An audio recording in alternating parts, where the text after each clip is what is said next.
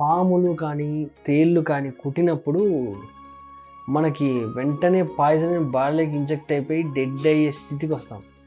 So ఆ బాడీలోకి inject అవ్వకుండా ఉండడానికి మనకి యూజ్ చేసే మెడిసిన్కు ఎక్కడి నుంచి తెస్తారో తెలుసా? ఆ మెడిసిన్ని గుర్రము ప్లస్ గొర్రె అదేనండి, పొట్టేలు కానీ గొర్రె కానీ వాటి యొక్క బ్లడ్ సెల్స్లో యాంటీ ఫంక్షనల్స్ అనే ఒక కణాలు ఉంటాయి. ఆ కణాలను తీసుకొని వచ్చి ఆ ఇంజెక్షన్ తయారు చేసి మన బాడీలోకి ఇంజెక్ట్ చేయడం.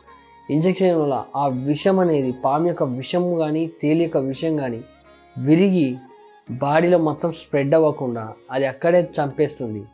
ఇందులో మందు వచ్చేసి 20% పనిచేస్తే మన బాడీ అంటే మన యాంటీబయాటిక్స్ 80% పనిచేస్తాయి.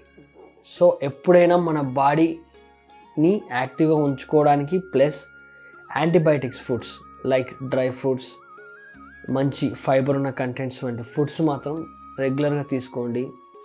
సో మన బాడీలో యాంటీబాడీస్ని ఇంప్రూవ్ చేసుకుంటే ఆ మెడిసిన్స్ కదా ఎటువంటి డిసీజ్ అని వెళ్ళిపోతుంది.